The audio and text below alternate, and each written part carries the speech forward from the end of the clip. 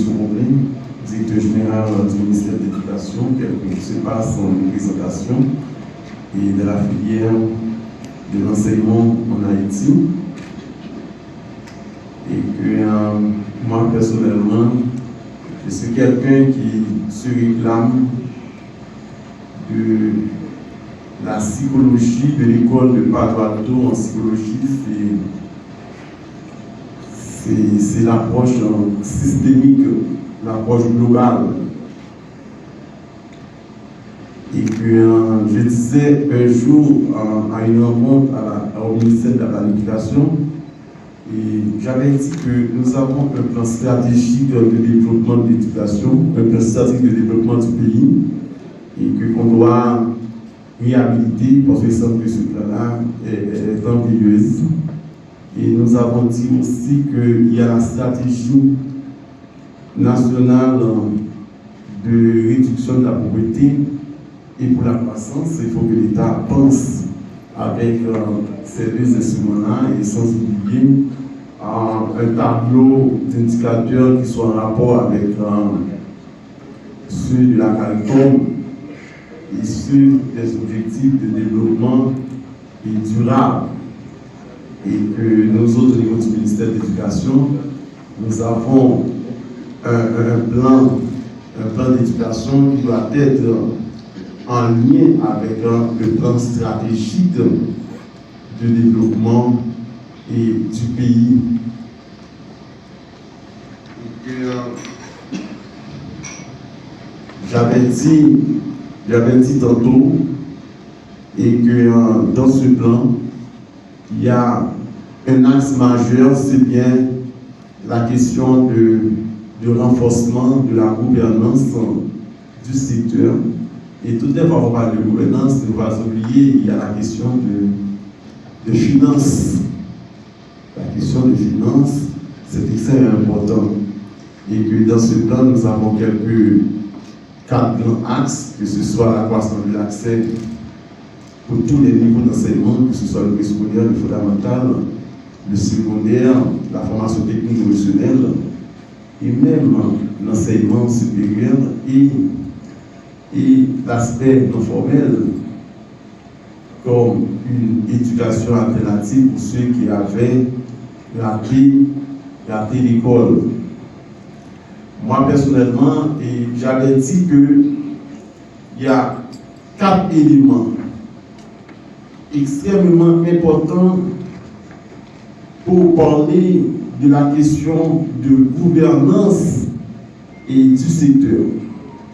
Et on sait déjà que, à part de la question de mission, parce que la mission du ministère, c'est d'accroître l'accès à des enfants à tous les niveaux d'enseignement de façon gratuite et obligatoire, pour que plus tard ces enfants-là ne soient pas problème pour la communauté, mais plutôt solution. Nous ne voulions pas avoir des enfants soldats, comme de nos jours, pendant que nous sommes parlé avec nous là, il y a un pile, Timoun, il y a un pile adolescent qui est enrégimenté dans les grandes armées pour semer le deuil et la désolation dans les familles par des cas d'assassinat et de kidnapping.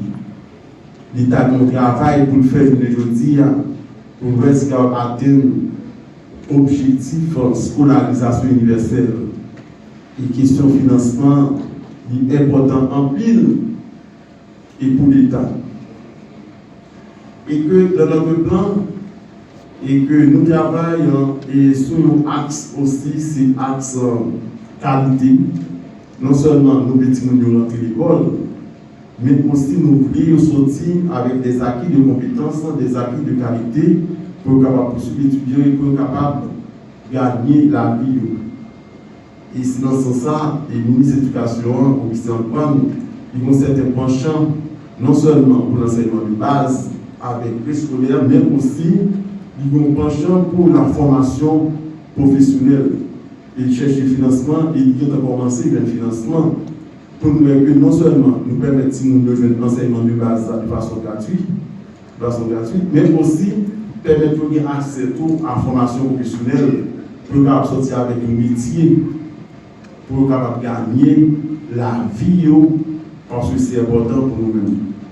Et que tout le monde va parler de plan, nous connaissons que qui sont 4 scolaires qui sont importants. Ma fabrique 4 scolaires, c'est question enquête. Enquête pour l'organiser de façon périodique, pour l'État capable de connaître combien d'élèves il gagne, combien d'écoles il gagne et combien d'enseignants il gagne, parce que c'est extrêmement important pour nos autres ministères afin de poursuivre le flux et des élèves de l'année de base à l'année d'horizon. Parce que nous avons à peine 25% de monde qui fréquentent l'enseignement de base de façon gratuite au niveau des écoles nationales.